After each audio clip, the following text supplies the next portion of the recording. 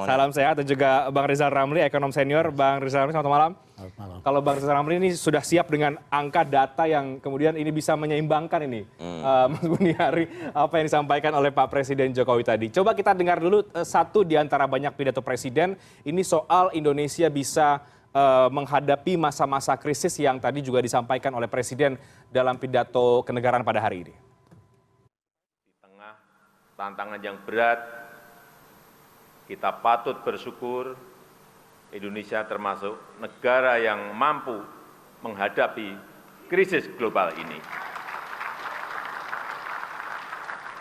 Negara kita, Indonesia, termasuk negara yang berhasil mengendalikan pandemi COVID-19. Termasuk 5 besar negara dengan vaksinasi terbanyak di dunia, yaitu 432 juta dosis vaksin yang telah kita suntikkan. Inflasi juga berhasil dikendalikan di kisaran 4,9%.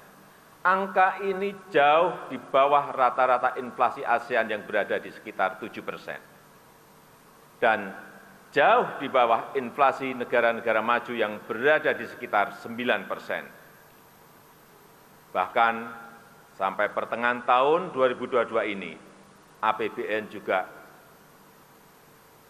surplus 106 triliun rupiah. Oleh karena itu, pemerintah mampu memberikan subsidi BBM, subsidi LPG, dan subsidi listrik sebesar 502 triliun di tahun 2022 ini, agar harga BBM di masyarakat tidak melambung tinggi. Selain itu, ekonomi berhasil tumbuh positif di angka 5,44% pada kuartal kedua tahun 2022 ini.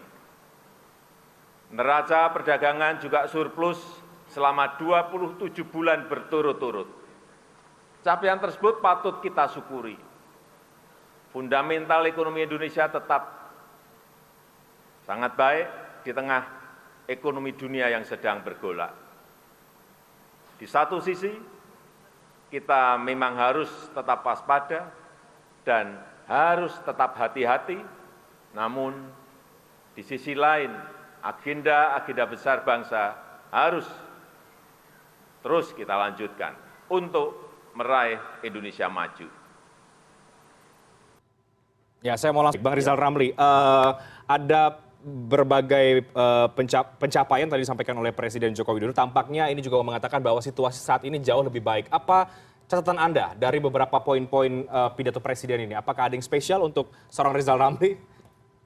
Saya kira kita ini memang sering sekali mengandalkan analisa kita dari pengalaman historis. Dan memang tentu setiap tahun dibanding 5 tahun, 10 tahun yang lalu ada kemajuan.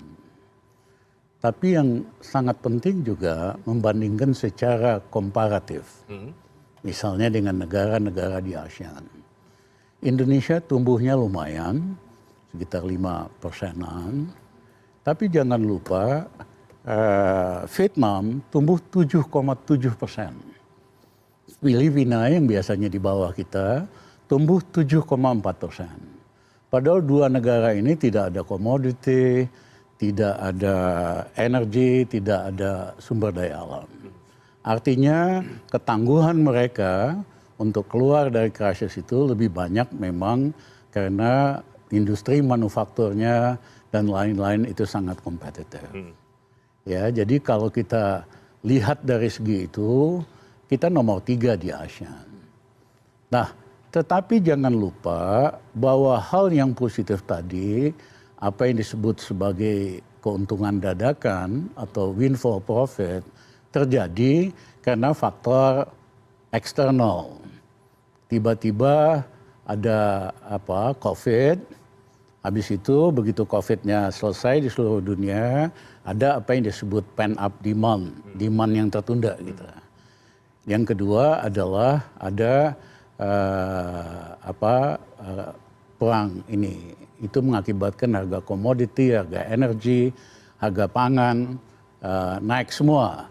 Dan di Indonesia diuntungkan karena kita punya energi, punya komoditi. Jadi harus dilihat bahwa kebangkitan ini sifatnya siklus, cycle. Ya, hitungan saya dalam waktu kurang dari 1 tahun, faktor-faktor internasional ini akan berkurang. Satu, karena seluruh negara-negara maju OECD akan merem inflasi, akan merem jangan terjadi excessive demand lebih, dia akan naikkan tingkat bunga. Dan itu akan mengurangi demand worldwide. Nah yang kedua adalah level perang di Ukraina ini sudah level yang sifatnya itu udah contain lah. Segitu-segitu aja, nggak akan berkembang. Jadi dampaknya pun secara terhadap energi dan lain-lain itu relatif akan mulai berkurang. Nah pertanyaannya dalam 1 tahun lagi, begitu arus balik ini datang, berbalik nih faktor-faktor yang eksternal yang menguntungkan, kita udah siap belum? Apa yang kita lakukan untuk